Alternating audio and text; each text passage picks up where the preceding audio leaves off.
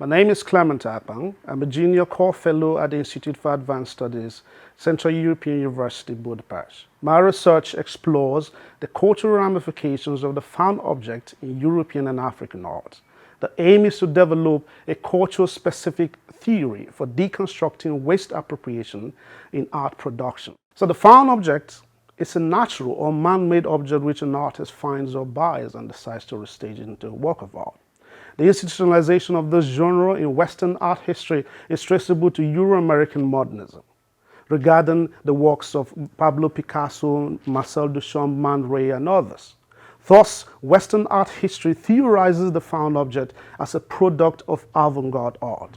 This logic places Europe and America at the epicenter of this artistic phenomenon while simultaneously dismissing similar genres from other cultures as mimesis. My research here at the IAS questions this mono-narrative as a European misconception that sustains Western aesthetic hegemony. In making this claim, I align my thoughts with those of Otto Danto and Erwin Panofsky. They argue that artifactuality of an art object is not universal but culture-specific. Thus, in applying contextual analysis so far, I've discovered that the found object in Europe stands in a position of contradiction to that of Africa. For example, in Euro-American art, the found object was inspired by Hegelian free spiritism, thus fostering the dehumanization of art, as exemplified by Marcel Duchamp's fountain. The urinal's anti-art formalism was a protest against institutional restrictions on freedom of expression. The found object also fostered political protests.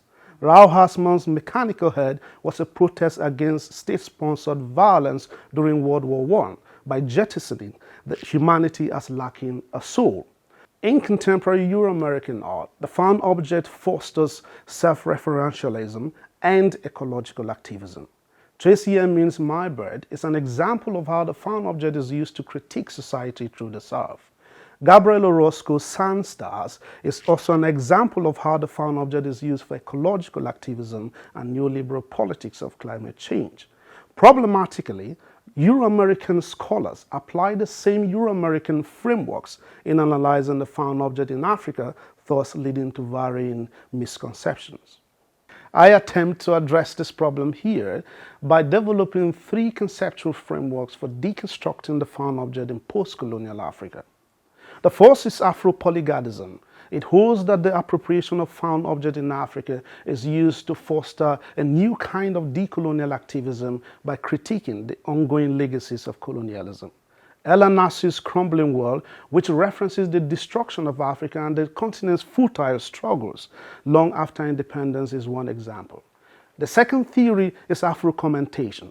It holds that the found object is used to foster political, cultural, economic, and social critique. One example is Bright A.K.'s Acid Rain.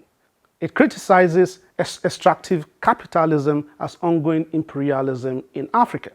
My installation, Excessive Individualism, criticizes Africa's comprador political class as black imperialists. The third theory is Zanjaism. It holds that some African artists and artisans engage in waste upcycling as necessitated bricolage innovativeness for economic sustenance. Paulina Faye's Barrel Sofas in Namibia valorizes this theory. These findings demonstrate the impossibility of attempting a universal theory for found object in contemporary art, thus valorizing the need for contextualism, which my research adopts as a decolonial methodology.